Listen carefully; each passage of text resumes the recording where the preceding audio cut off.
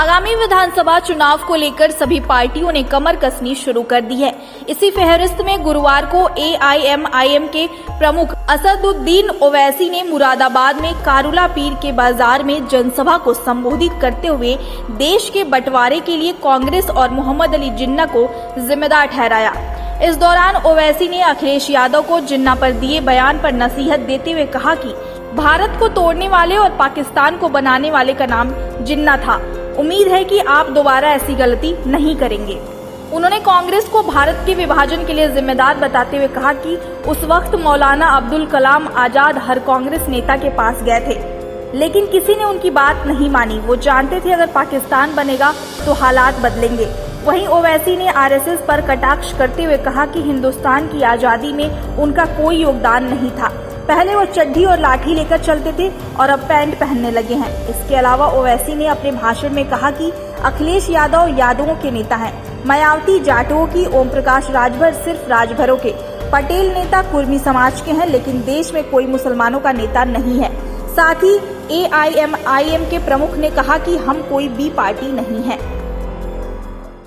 जिसने पाकिस्तान को बनाया और भारत के दो टुकड़े किए, मैं उस तारीख का नहीं दोहराना चाहता हूं, बल्कि मैं थोड़ा बहुत पढ़ा लिखा हूं, क्योंकि जिस शख्स ने कहा था, बल्कि नाम ले लेता हूं, जनाब अखिलेश यादव ने जिना का जिक्र किया। मैं मुरादाबाद की इस मुबारक सरजमीन से मोहतरम जनाब अखिलेश यादव को बताना चाहूंगा कि आप कभी तारीख पढ़ लीजिए। हाँ, ये बात सही है कि सरदार पटेल और जिना, नेहरू और गांधी सब बैरिस्टर थे, तो अखिलेश यादव साहब, असदुद्दीन ओवैसी भी लिंकन जिन से बैरिस्ट्री करा हुआ है। मैं आपको ये बताना जरूरी समझता हूँ कि भारत को तोड़ने वाले का नाम, इस मुल्क को तोड़ने वाले का नाम और पाकिस्तान को बनाने वाले का नाम मोहम्मद अली जिन्ना था। कम से कम आपको तारीख पढ़नी चाहिए।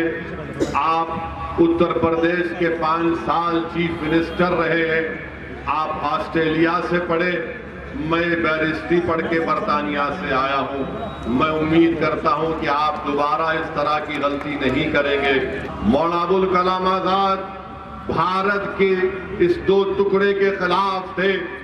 उस किताब में मौलाना ने लिखा कि वो कैसे कांग्रेस के बड़े बड़े लीडरों के पास गए और हर कांग्रेस के उस वक्त के बड़े लीडर ने मौलाना को मायूस कर दिया, और कैसे उस वक्त के कांग्रेस के बड़े बड़े लीडरों ने, जिसका जिक्र अखिलेश यादव ने भी किया, उन्होंने मौलाना से कहा था कि नहीं, अब हम इस मुल्क का बंटवारा चाहेंगे।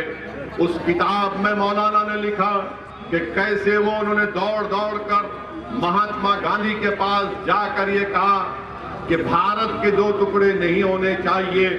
मौलाना की दूरंदेश निगाहें वो देख चुकी थी कि पाकिस्तान बनेगा तो मुल्क के हालात किस तरह से बदलेंगे, मगर उस वक्त के तमाम कायदीन ने मौलाना आजाद की दूरंदेशी को नहीं समझा। मुल्क के दो टुकड़े हो गए। मौलाना ने उस किताब में कांग्रेस वर्किंग कमेटी के रेजोल्यूशन की खिलाफ में तकरीर की थी, मगर आज हमसे पूछा जाता है भारत के मुसलमानों से कि पाकिस्तान बना तो हमारी वजह से बना। मैं चैलेंज करता हूं संघ परिवार के लोगों से, बीजेपी के लोगों से, या फिर ये समाजवादी पार्टी के जो लोग तारीख को नहीं पढ़ते, भारत का अगर बंटवारा हुआ तो मुसलमानों की वजह से नहीं, भारत का बंटवारा हुआ तो जिन्ना की वजह से हुआ। उस वक्त मुसलमानों को वोट डालने का इख्तियार नहीं था। वही मुसलमान वोट डाल सकता था जो सरमायादार था या नवाब था या उसके पास इतनी जमीन थी या उसके पास कोई डिग्री थी।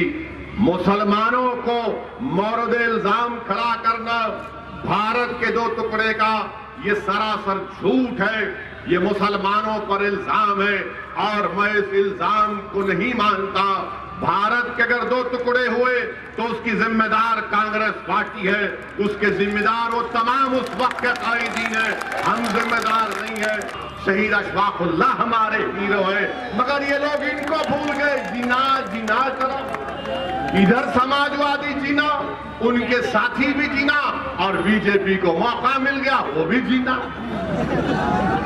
अरे आरएसएस वालों, तुम ये तो बता दो कि तुम्हारा क्या रोल रहा भारत की जंग आजादी में? बताओ, तुम्हारा क्या रोल रहा भारत की जंग आजादी में? क्या ये बात सच नहीं है आरएसएस वालों कि तुम्हारा आरएसएस का लीडर ने उस वक्त कहा था कि मत लो पंगा अंग्रेजों से, मत लो पंगा अंग्रेजों से, किताब में लिखा हुआ है। एक सियासी लीडरशिप को बना लो। तुम अगर मुझे पसंद नहीं करते कोई बात नहीं, मगर खुदा के लिए कुछ तो करो, उठो, हरकत करो मेरे भाई। याद रखो मेरी इस बात को, ये जो जुल्म का अंधेरा है, ये रात बड़ी लंबी रहने वाली है, याद रखो। तुम मेरे एक एक बात, एक एक लफ्ज को याद रखो। ये जुल्म की अंधेरी रात बड़ी लंबी रहने वाली है।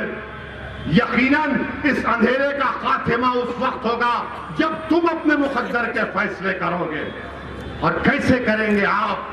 जब आप अपनी क़ियादत को, अपनी लीडरशिप को बनाएंगे। और जब आप मुसलमान उत्तर प्रदेश में अपनी लीडरशिप को बनाएगा तो किसी हम मजहब के खिलाफ ना थे, ना है, ना रहेंगे। क्या उत्तर प्रदेश में यादवों के नेता अखिलेश यादव नहीं है? क्या उत्तर प्रदेश में अखिलेश यादव यादवों के नेता नहीं है? कहीं आप जवाब दीजिए या नहीं है? क्या बहन जी जाटवों की लीडर नहीं है? क्या योगी आदित्यनाथ ठाकुरों के नेता नहीं है? क्या ओम प्रकाश राजभरों को अपने करीब करने की कोशिश नहीं कर रहे? क्या अनुप्रिया पटेल कुर्मी वोट को अपने पास लाए नहीं रही है? आप क्या कर रहे हैं? आप क्या कर रहे हैं? सोचिए आप। मैं अपने आप को लीडर बनाने के लिए नहीं आया हूं। मैं ये चाहता हूं कि मुरादाबाद से ऐसे लोग उठें जो खुद क़यादत करें, जो पूरे उत्तर प्रदेश में एक इत्तेहाद का पैगाम दे। मेरे अजीज दोस्तों और बुजुर्गों, ये पैगाम देने के लिए असदुद्दीन ओवैसी आपके पास आया। अगर मेरी कोई बात आपको पसंद नहीं आती तो मैं माजरत चाहता हूं। मेरी जबान कड़वी इसलिए है क्योंकि मैं सच्चाई बोलता हूं।